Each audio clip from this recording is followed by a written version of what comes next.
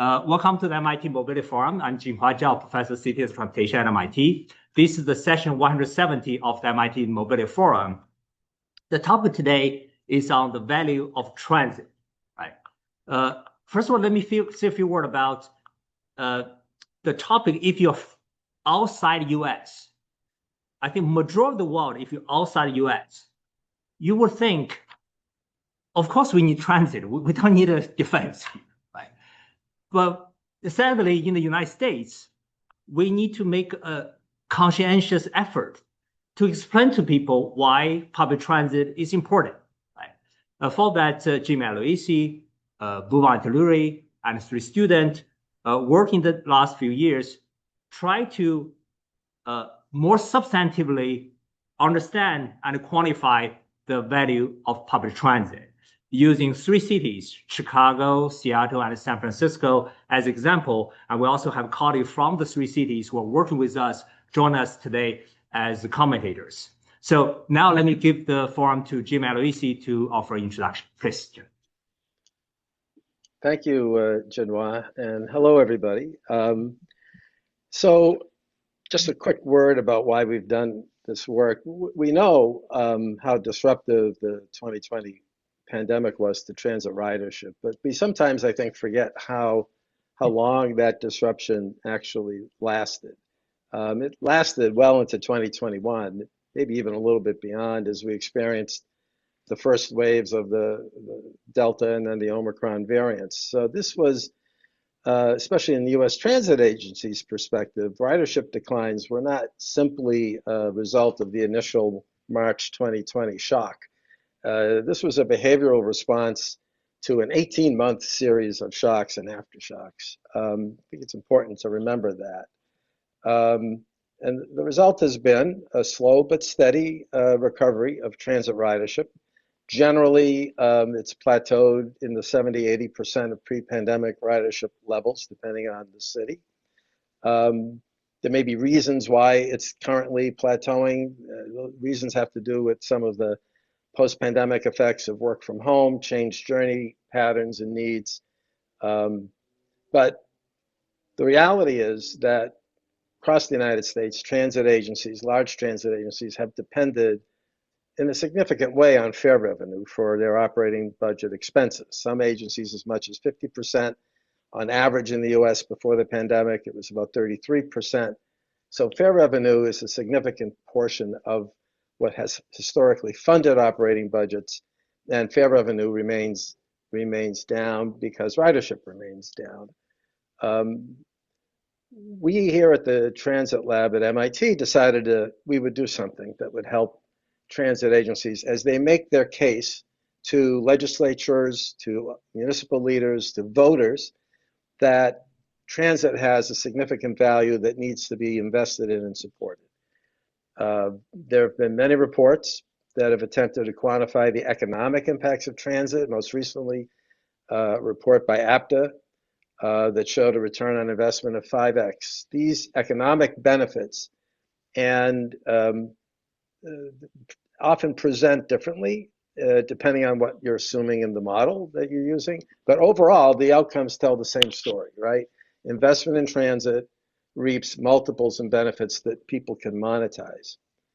What we decided to do is pivot a little bit, do something a little bit different. We wanted to address those economic benefits, but we also wanted to address topics that are often left unaddressed or that have not been the focus of other reports. So we've looked at a variety of what I call quality of life issues, ranging from public health to mobility of care and cost of living, all topics that we believe will resonate with decision makers and voters as they make choices about supporting the public transportation enterprise in the United States.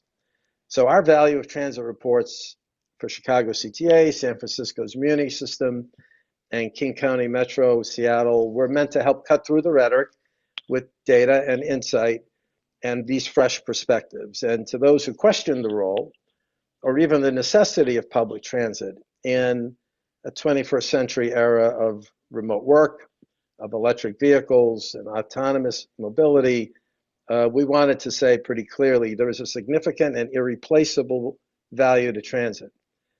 This is a value that is multidimensional, it's durable, and it's critical to any urban society that seeks to support a thriving economic system equitably. I want to thank the folks at CTA, at San Francisco Muni, and at King County, Seattle for their support and their cooperation as we've worked through this. We've also had the pleasure of collaborating with local partners, and I'm particularly grateful. I wanted to call out the folks at Puget Sound Regional Council for the generosity of their time and effort. I'm going to turn this over quickly to Bhuvan, who has been an important collaborator of ours, and then Bhuvan will introduce the students. We've got one doctoral student and 2 graduate students who've done some really important work, and what you'll see is simply highlights of their work. The full reports will be published on the Mobility Initiative website. So Bhuvan, take it from here. All right. Thank you, Jim, for that succinct introduction. I'm just going to pull up my slides, and you should be seeing them right now. So between 2007 to 2019, federal spending on transit in the US has averaged around 18%. 66% of that being towards capital expenditure. Now this is pre-COVID data. There has been fresh data released in October of last year. So I did some digging around, and what the new data shows is I just looked at 2024. Jim mentioned the after effects of COVID were felt in 2022 and a bit in 23 as well. So just look at 2024. It's a very nice round figure of $100.3 billion that was spent by public transit systems across the US in the year. 23% of this, so this is up from that earlier average of 18% due to COVID and a lot of the funding from the surface reauthorization bill coming towards public transit was from federal sources. Rest, as many folks are aware and are actively involved in this forum, mix of state, local, your city, municipal, transit agency taxes. I think King County Metro is one agency that has such a tax.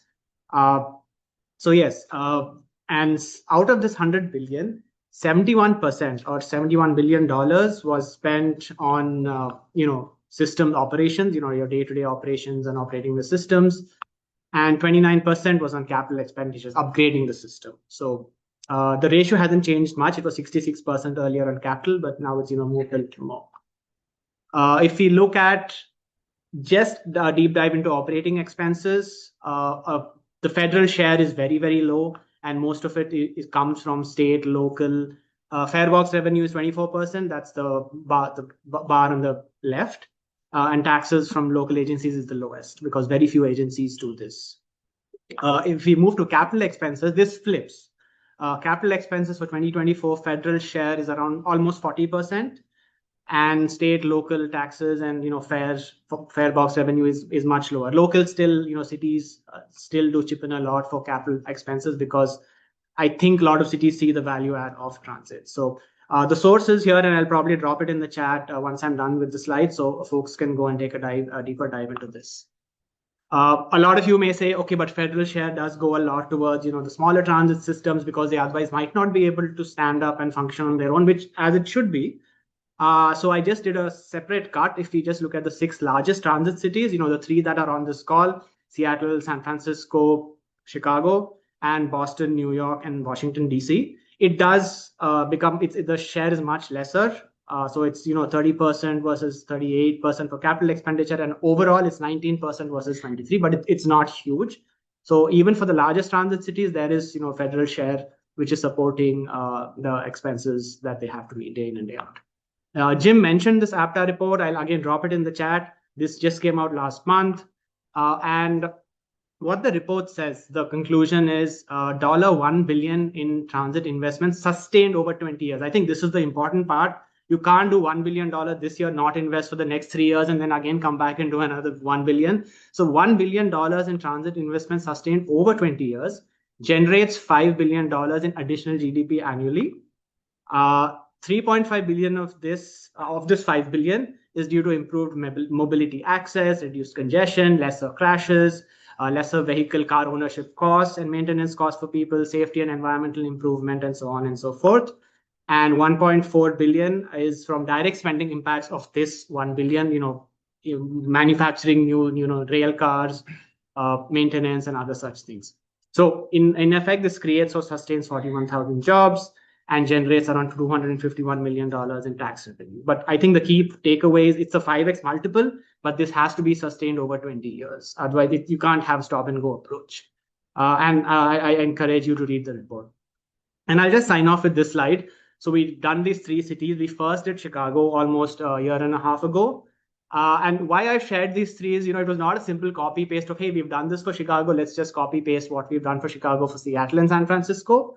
We took, the best elements of the Chicago report, what was very, very well received by the agencies and others.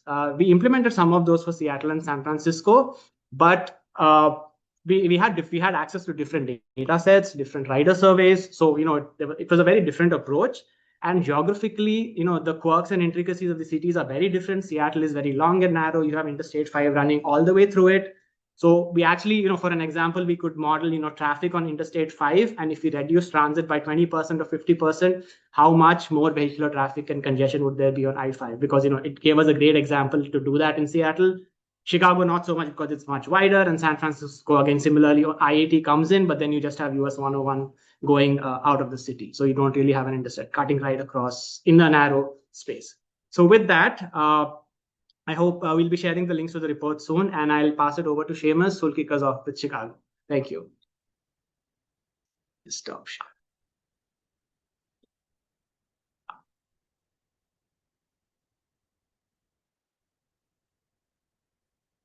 Okay, hi everyone.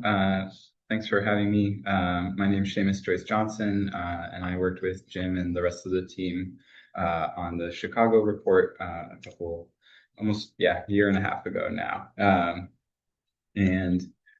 Just to kind of set the stage, I think Jim and Bhuvan have briefly mentioned this, but public transit in the US has had a long comeback from COVID, and there have kind of been ups and downs across different agencies, but they're still not seeing ridership at the same levels as before the pandemic. And this has implications in a lot of ways, but it also affects the funding of these agencies and their ability to provide transit service. In Illinois and many other states, legislators have set targets for EV adoption as a way to perhaps address greenhouse gas emissions. These targets may be somewhat optimistic. Illinois still has a long way to go to its 1 million EVs by 2030 goal. But even if more and more EVs are adopted, we still see benefits from public transit that address the kind of externalities that come with cars that EVs don't necessarily fix. So this can be everything from traffic congestion to particulate matter exposure, which even EVs generate particulate matter from road, tire, and brake wear as they drive. Traffic safety and noise pollution, upkeep and damage to our roads. And then, of course, cars are expensive. We'll go a bit more into that later. And then finally, kind of the efficient, dense land use that a lot of cities are trying to prioritize recently. And our report kind of went into a lot of these aspects, but we're just going to highlight a few of kind of maybe as Jim said, the more undersung or less studied aspects that we focused on for this presentation. So to start out, we're going to look a little bit at mobility of care, which is a concept that was developed by Professor Ines Sanchez de Madriaga. And it basically encompasses trips that are taken to do unpaid labor involved with caring for a household. So you can see some examples on the screen.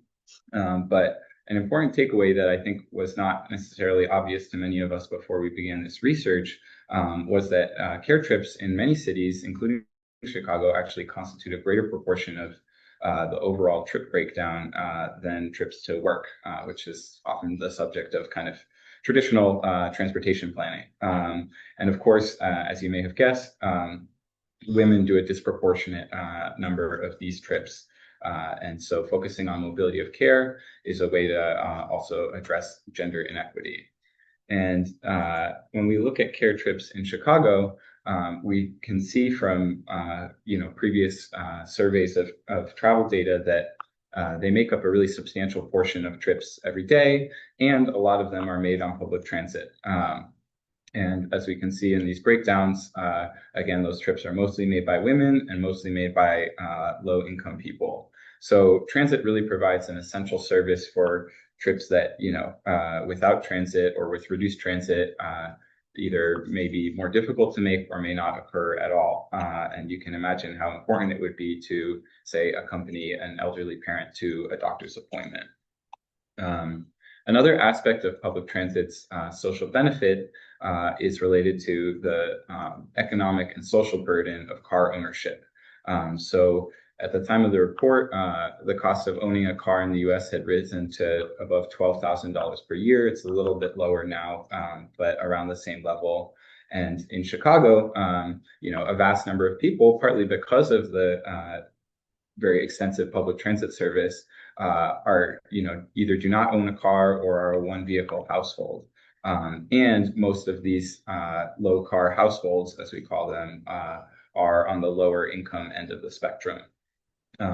So without public transit service, many of these households might be forced to purchase a car or spend on ride sharing services, and the effects could be quite severe economically on those people. And it's also worth noting again that there's an equity component that in the traditionally disadvantaged parts of the city, we see higher rates of non-car ownership. Another aspect of transit service is benefit to society is in terms of cost of living. So this chart is maybe a little complicated, but I'll try to walk you through it. And what it shows is the percent of household income that's spent on housing on the right side and transportation on the left side. So Chicago has relatively high housing costs. As you can see, it's above the national average, with being an attractive market with a lot of jobs. But then it has comparatively low transportation costs to many other US cities, and especially those with weaker public transit systems. And what this does is it allows Chicago's overall cost of living to remain below the national average. And this is kind of a spatial way to look at it on the right. And we can see that, again, there's kind of a concentration of lower cost of living near CTA rail lines, especially on the south side of the city. Finally, I want to highlight particulate matter pollution. As I mentioned earlier in the presentation, this is not really a problem that goes away with the transition to electric vehicles because of road, tire, and brake wear, and then also depending what your electricity source is for the EV, the generation of that electricity as well. And Chicago undergoes pretty severe particulate matter pollution. And again, on kind of the environmental justice theme, this concentrates on the south and west sides of the city, which are more traditionally disadvantaged parts of the city. Particulate matter is dangerous to human health and is important to address with public transit service. And just to conclude, again, this report was kind of finished a little while ago, and since then, Chicago has actually managed to pass some new funding for transit. The state of Illinois, added new funding, and we don't take credit for that, but we hope that our report played a small role in pushing that forward. And that new funding also encompass some kind of governance or changes to how transit is managed in Chicago that may provide more benefits for riders in terms of coordinated service and fares.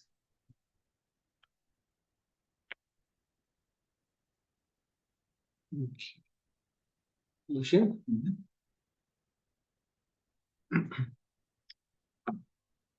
Perfect. Thank you for having me. My name is Lucian Wallace. I put together a very similar report in conjunction with the San Francisco Municipal Transportation Agency, focusing on the value that Muni services provides to the city of San Francisco. So just for some context to set the scene here, Muni's ridership in the last few decades has been very consistent, even despite economic turmoil like the Great Recession. It was very consistent pre-pandemic, and then following the pandemic, the ridership recovery has been very consistent and has outpaced several of its peer agencies. And the San Francisco area is one of the metro areas in the US with the highest percentage of people commuting to work using public transit. So both of these indicate the current successes that they have and the vital role that it plays in the economic success of San Francisco. So our research focused similarly on mobility of care, and then moving to equity and cost of living, and finally at public health and safety. First, we'll talk about mobility of care and different trip purposes.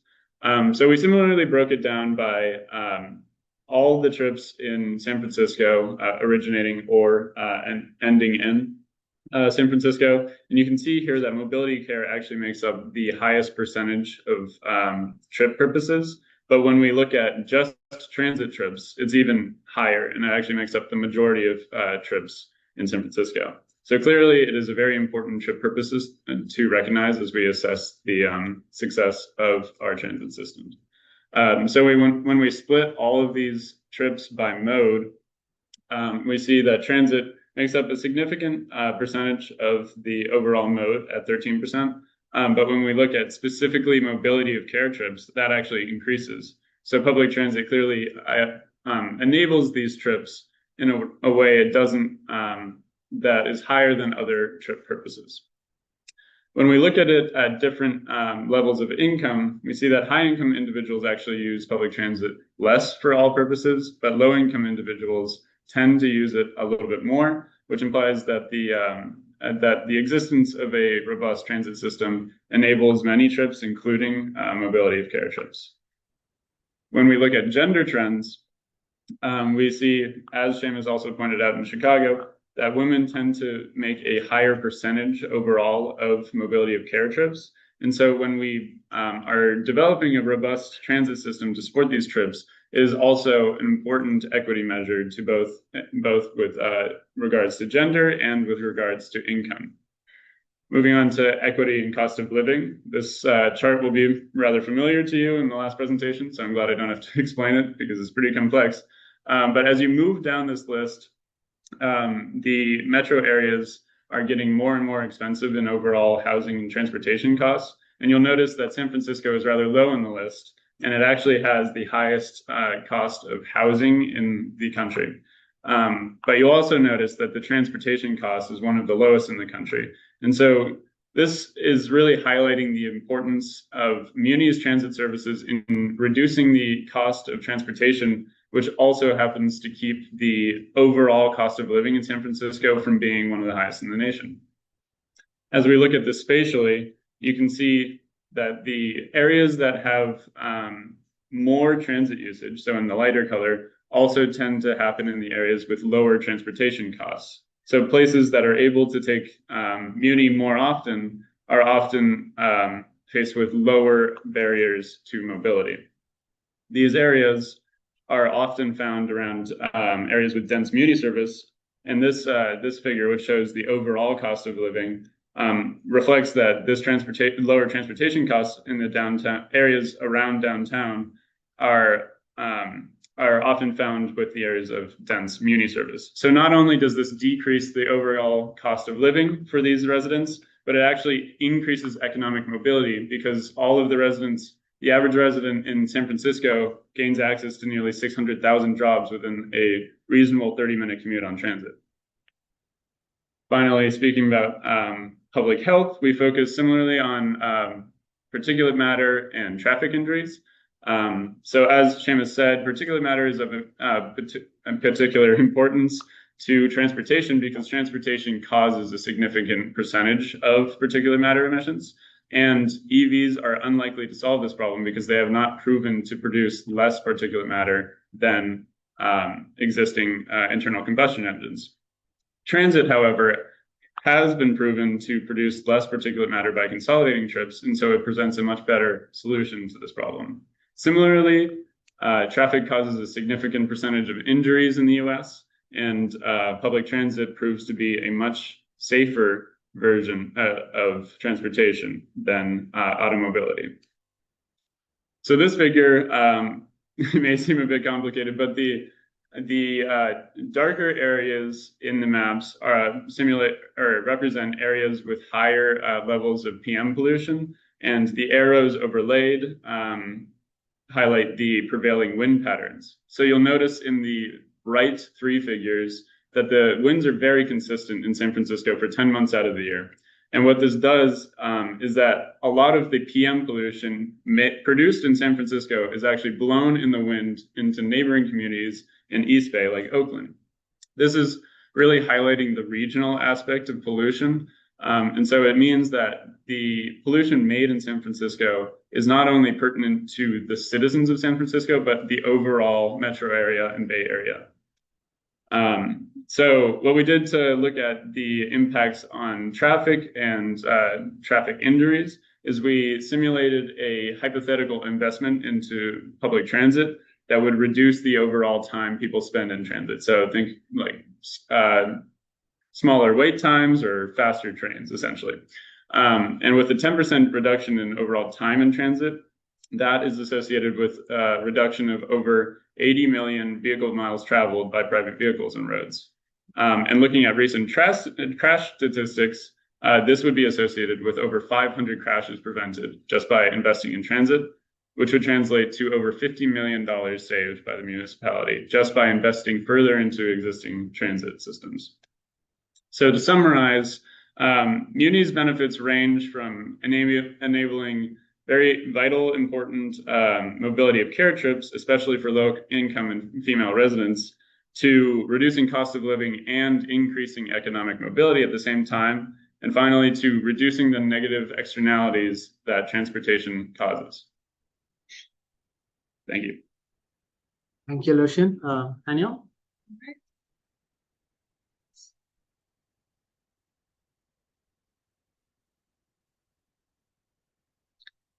Hello everyone, my name is Han Yong, and I will take away to highlight some of our findings for the value of transit in the Seattle and the King County region. And we also are very thankful for King County Metro's support for this project.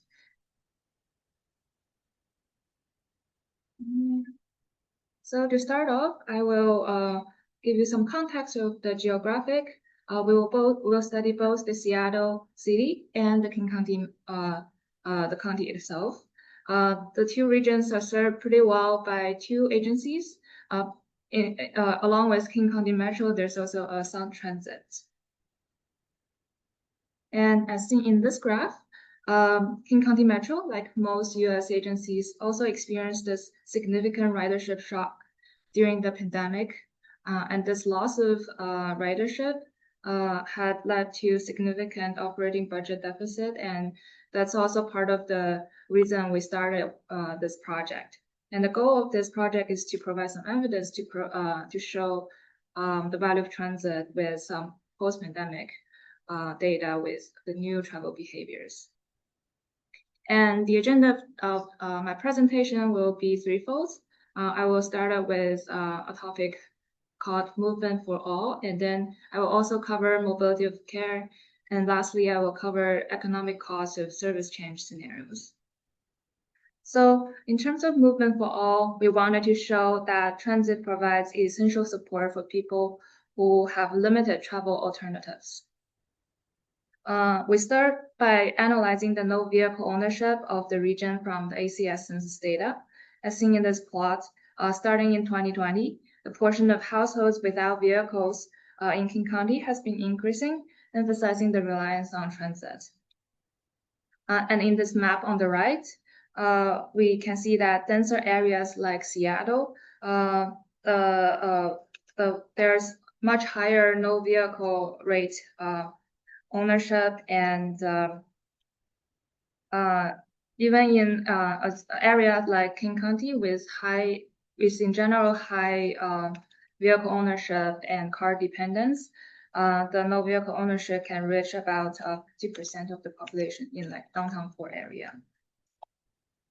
Moreover, not everyone is licensed to be able to drive.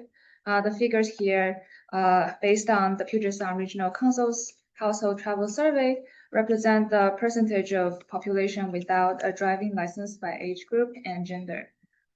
We found that teenagers, young adults, and seniors have higher rates of being unlicensed to drive.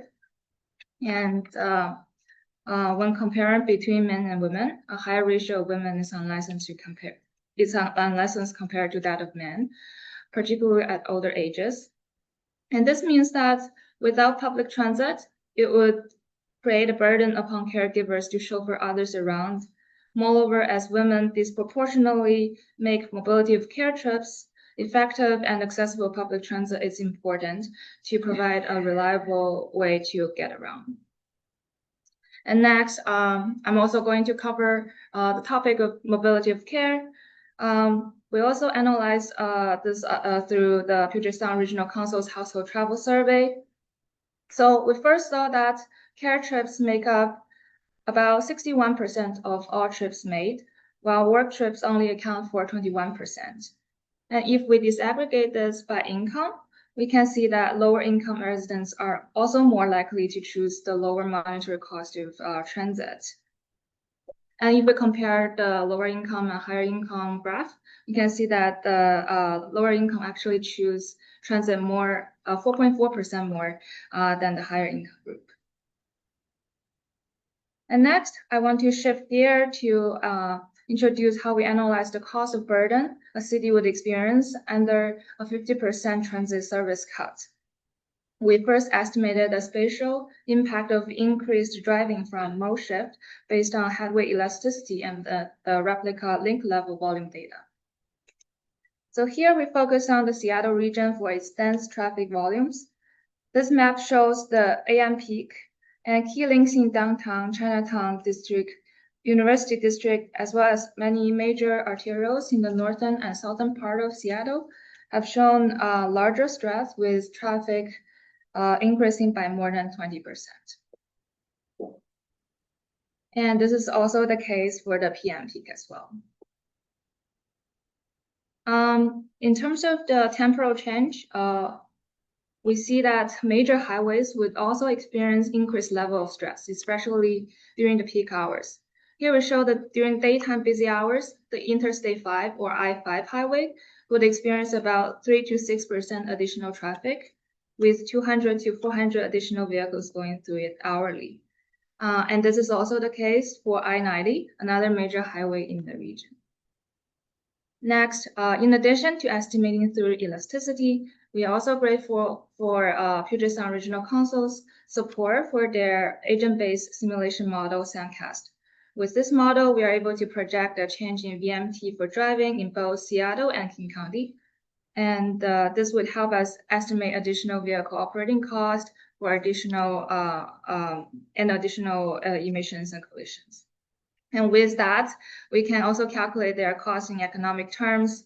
We also estimated the cost of maintaining additional vehicles based on the fact that transit riders who do not own a vehicle.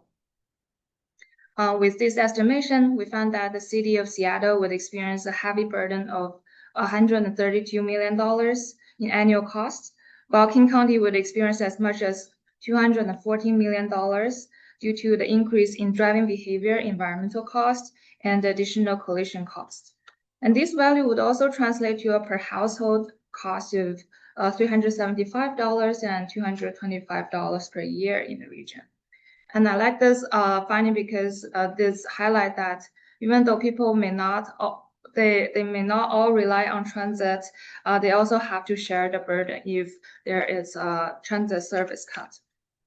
And in the end, I wanted to show that we also attempted to estimate the economic cost of the savings associated with different transit change scenarios using the assumption of headway elasticity. Well, this is probably not a very conventional method. We wanted to show that this allowed us to make a very fast and flexible estimation with more recent data. And we are showing here the projected costs and savings under 4 scenarios: halving the transit, reducing the transit by 20%, increasing the transit by 20%, and doubling the transit service. And we showed that the amount of potential savings from improved transit services can be much stronger than the cost of reducing transit services. And with that, I will conclude my presentations. I'm happy to take any questions. Great. Yeah, thank you, Han-Yong, Seamus, and Lucian. As mentioned, there are 3 industry leaders also join us today from Chicago, King County, and San Francisco. I will invite Jim to moderate the session. Let me invite Molly Poppy to join us. Buwan, if you can spotlight. Annie Kisnap from King County, and Alejandro Quintero from San Francisco. Thank you for collaborating with us on the project, but also join us today for the conversation today. Thank you, Molly, Annie, and Alejandro. Jim. Hi, I see Molly and Ann. I don't see Alejandro. Is he here? Oh, there he is. Okay. Yeah. Hi, everybody. Thanks, everybody. I hope this gave you a flavor for the report. The reports are obviously more fulsome than the highlights that you saw today, and I think they're going to be, Buwan, correct me if I'm wrong, they'll all be on the MMI website soon, so everyone can take a look at them there. I want to stress again, some of this is my own thinking, I have to say. I've been in the transportation world and the public sector, private sector for a long time, academia. I've just sort of felt like we needed to support maybe a fresh approach to the quote unquote narrative about public transportation. I saw Marco Herndon in the chat, hi Marco, asking about whether we looked at reduction of greenhouse gas emissions. We probably should, and I think that's, obviously an important issue. I have increasingly found, however, that it's important to think about how to bring a new approach to talking about the importance of transit that will maybe resonate with people in a different and better way. These days, as you know, conversations about climate, greenhouse gas emissions, carbon, are controversial politically, and they're not resonating maybe the way we would hope that they would. But a conversation about particulate matter and public health, a conversation about quality of life and mobility of care, a conversation about cost of living, I think are conversations that help create the same outcomes of investment in transit, but they resonate differently and I think better with people. So part of this is sort of a little bit of a strategic pivot that I personally think is useful. I would be interested in others' views on this. Let me turn to our speakers. I think let me see if I could start maybe with San Francisco. Give us a sense of Alejandro, sort of some quick commentary on the work that we've done with you all, and then I'll move over to Molly and Ann. Most definitely. Thank you. Good morning, good afternoon, good evening. I see we have a worldwide audience here. I just want to give a quick introduction. My name is Alejandro Quintero. I'm an analyst with the Chief of Staff Office at the San Francisco Municipal Transportation Agency. And I want to give a big thank you to Lucian and Jim and Buwan for their work and for the report they've delivered. Just a bit of context about San Francisco and our transportation system called Muni. We serve 500,000 daily riders on an average weekday, and we account for nearly half of all of transit trips across the 9-county Bay Area. So pretty big system.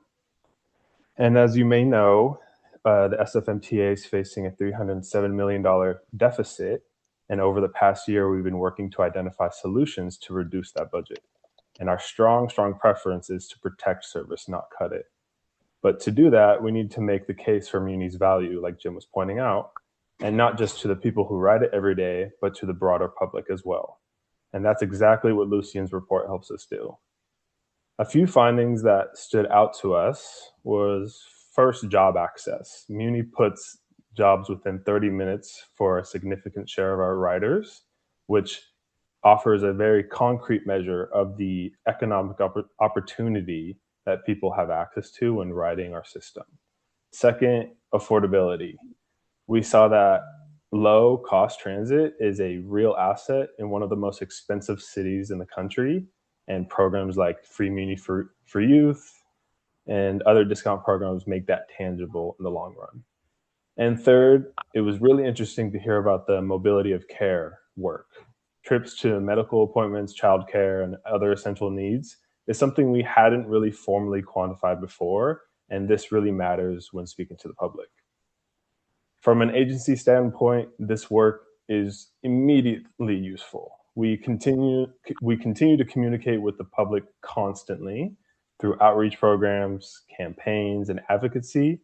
And the report that Lucien put together gives us a sharper, more credible toolbox to tell Muni's story as we work through the deficit ahead. So I just want to give another big thank you to Lucien and team. This is exactly the kind of work that helps us make the case for our system and to the riders that depend on it. Thanks, Alejandro. Much appreciated. Molly, if I go to you next, and I know Chicago has, unlike Seattle and San Francisco, Chicago had a pretty good response when a completion of that from the legislature. San Francisco and Seattle are in the process of getting hopefully a similarly positive response from the voters there. What can you say about the usefulness of the value of transit conceptually to you all, and just comment on the work? Yeah, so I'm Molly Poppy. I'm the Chief Planning and Innovation Officer at CTA. So the value of transit work, it sort of bookends. We've also worked with our local partner, who's a national leader as well. Argonne National Labs also did some analysis for us. So we've been able, at CTA, we were able to take Argonne's work and MIT's work on both the value of transit on the positive side, and then we also had done some work on what happens if transit doesn't exist in our communities as well. And both from the work that MIT and Argonne did, I think we were able to create a narrative that allowed us to, frankly, have a couple key talking points that everyone started to use on the value of transit. I remember talking with MIT and talking with Argonne, and the goal was, how do we make sure that there's a crisp answer for folks and for stakeholders that resonates broadly about what is the value of transit and what happens if transit goes away. And even almost a year and a half, 2 years later, after the value of transit work has been done, I still sometimes see it showing up in legislators' comments, like op-eds that they write. And I think that's been really helpful for us, is that there was kind of a agreed upon songbook that wasn't CTA saying it. It was really national leaders saying that this is what the value is. So I think for us, it came down to, we had the typical stakeholders saying, we understand transit's valuable, we want to advocate for transit, but the issue always was, how do we get the business community on board? How do we get those folks that are not riders on board? And I also think, especially from the business community side, their first focus is efficiencies first, and then we'll talk money. And I think we were trying to explain to them that we are efficient. An investment in transit actually is a good investment overall in our economic future as a region. And I think this work, as well as work from advocates and all the things we were able to do, really did show that we are a good investment. There's probably 1,000 different inputs that got us to a successful outcome with $1.2 billion coming to transit in the region for the Chicago area. But I think this was one part of it. And I think part of what it was is CTA up to this point, every time we faced a fiscal cliff, we tended to run around and say, here's all the routes we're going to cut. And we tended to take a very draconian approach to it. We were not, just to be frank, we were not on a super strong footing in the region. We had been struggling with service delivery for a long time. We had other challenges. And so part of how the value of transit and how we use this work was also making sure that we were presenting a positive vision for transit and giving people something to vote for, instead of like sort of voting against cuts. They were voting for investment. And I think that was sort of unique and something that we were really proud of wanting to do as part of this work. And definitely want to thank the team at MIT, as well as the team from Argonne. I saw Omer is on from Argonne. They were really, both these teams were really critical in developing that message and helping to give us that frankly, gravitas, that it wasn't just CTA planning saying we were valuable. It was all the folks that are really well respected saying that we're valuable. Thanks, Molly. Anne, from King County, Seattle, if you have any comments to make. Yeah, thank you. Thanks. Yeah, let me just introduce myself. I'm Anne Gienap. I lead a research and innovation group at King County Metro. And again, I want to just say thank you to Han Young and Jim and the research team, as well as our partners at PSRC. I know Brian Lee is on this webinar who did the modeling and was a critical liaison to this work. So thank you, and thanks for the opportunity to engage with you in this effort. You know, I think that the study's findings about how transit truly matters for mobility, for economic vitality, for air quality, for health and safety, both for individuals and for our region, are really compelling. And, you know, these are the arguments that we are constantly trying to lift up as a county, as a transit agency. You know, these goals are embedded in our policy and in our plans. And as, you know, Jinhua mentioned, and others have, you know, Molly and Alejandro have reinforced, we, you know, we face challenges. We increasingly have fiscal constraints. You know, our fare revenue has dropped. It's about half of what it was before 2020. We have budget pressures resulting from multiple competing public needs in our region. And I think that having a study like this that very convincingly tells the story of how transit influences all those public goals and provides social benefits is critically important.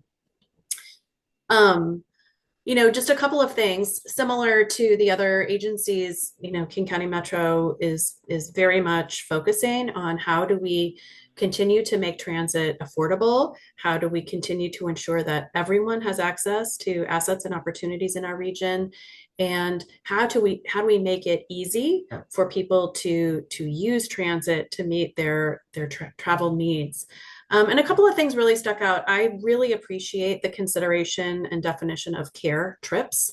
The call out of care trips is really interesting to us. And we have the opportunity to explore that a little bit further through our own data. We implement a countywide household survey.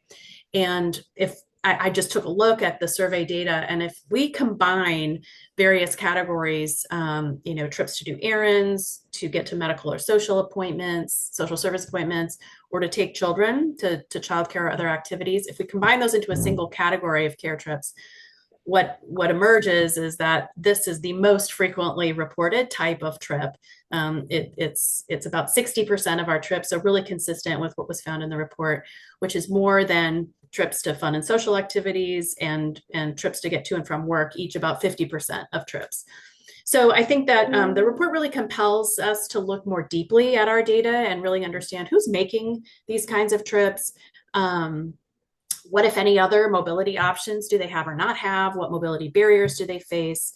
And what are people experiencing when they make those care trips in terms of travel times, you know, ease of access to transit, affordability, you know, et cetera. So that's really compelling, and I appreciate that. Secondly, you know, I think others have spoken to this, the critical role of public transit in assuring mobility for all, including those, and maybe especially those who are vulnerable. You know, obviously the combined costs of housing and transit are high in our region, and especially for certain groups of people, the people of color, people with low incomes, et cetera. I just wanted to share, we implemented the 6-question Transportation Security Index on our most recent household survey. The TSI was developed by researchers at University of Michigan. It's 6 questions. It's quite similar to the Food Security Index. And in King County, 57% of TSI respondents reported being transportation secure. So that means they can regularly get where they need to go in a safe and timely manner. That was below what was reported in the most recent national TSI study, which found that 76% of respondents were transportation secure. So that just is a compelling finding. It gives us even more impetus to make sure that transit is available and is easy to use and is affordable for everyone. And then the last thing I want to say is, I think the story that's emerging here is one that matters to all of us as transit agencies. As people have noted, we have to explain the value of transit. We have to, create compelling narratives to maintain and ideally to grow our transit systems. We are lucky, I think, to live in a region here in King County where transit is highly valued. Our survey shows that 96% of our local residents see transit as an important asset for our community. But as Molly said, we still need to make that case to people who, use transit and who don't. So I guess the last thing I'd say is I really hope that there are going to be opportunities for us to stay connected as transit agencies, CTA, San Francisco Muni, as we start to really, use these findings to craft our own narratives about the value of public transit, to develop our funding plans. And I really look forward to sort of the next phase of conversation about how we're taking these findings forward. Thanks. Thanks, Anne. That was really great. I would say, this is an aside, I forget how you're related, but Anne, Professor Gannap from Harvard many years ago was a professor of mine in history. He's sort of very famous, locally well-regarded historian. So I'm always appreciative of making that connection. Your grandfather's cousin, all right, really great guy. Can I just really quickly, each one of you, is it your judgment that the value of transit is the work that we've done and the messaging that we're trying to sort of craft here, which is a little bit different maybe from what the messaging has been in the past? Are you hoping that that will resonate in ways with the voters, particularly in Seattle and San Francisco? You both are going out, I believe, to the ballot. I know San Francisco is this year. And is Seattle, what's Seattle's game plan for? We've decided to not pursue a ballot initiative this year. Okay. So we're still figuring out the timing. I see. Okay. All right. And Alejandro, you have 2 ballot questions, correct?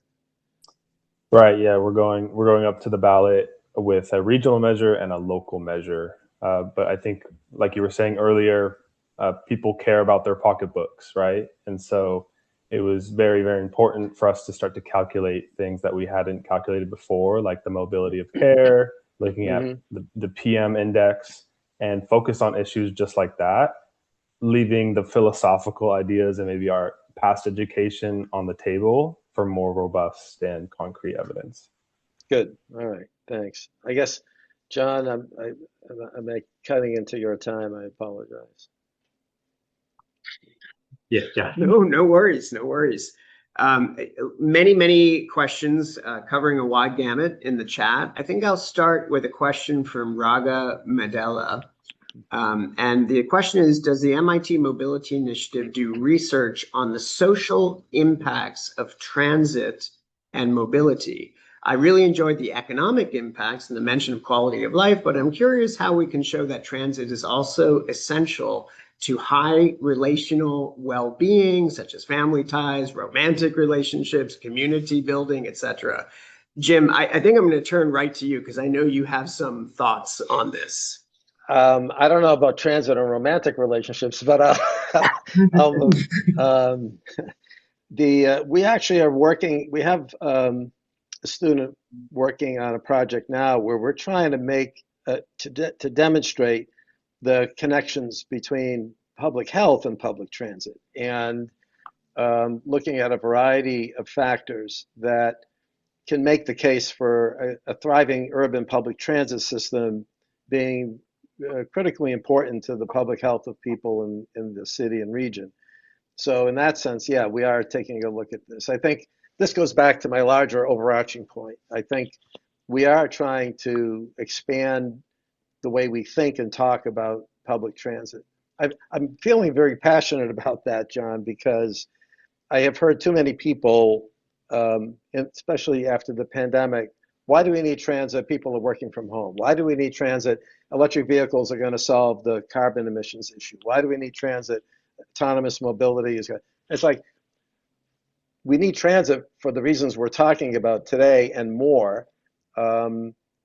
Yes, if the world immediately became all electric vehicles, there'd be no tailpipe carbon emissions, but that's, now we're ignoring particulate matter, which is a real threat to public health. Let's have that conversation, right?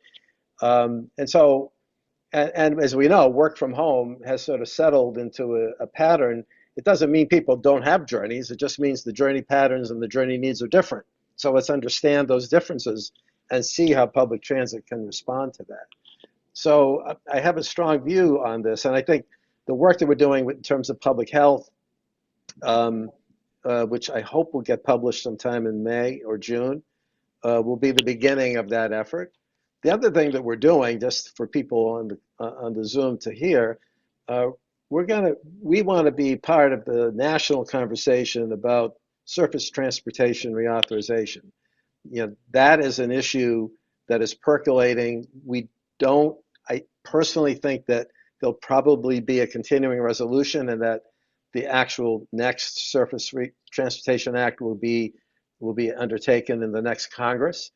I think it's important for transit agencies. There have been a lot of comments, particularly in the federal administration, about their views on public transportation and federal funding for public transportation.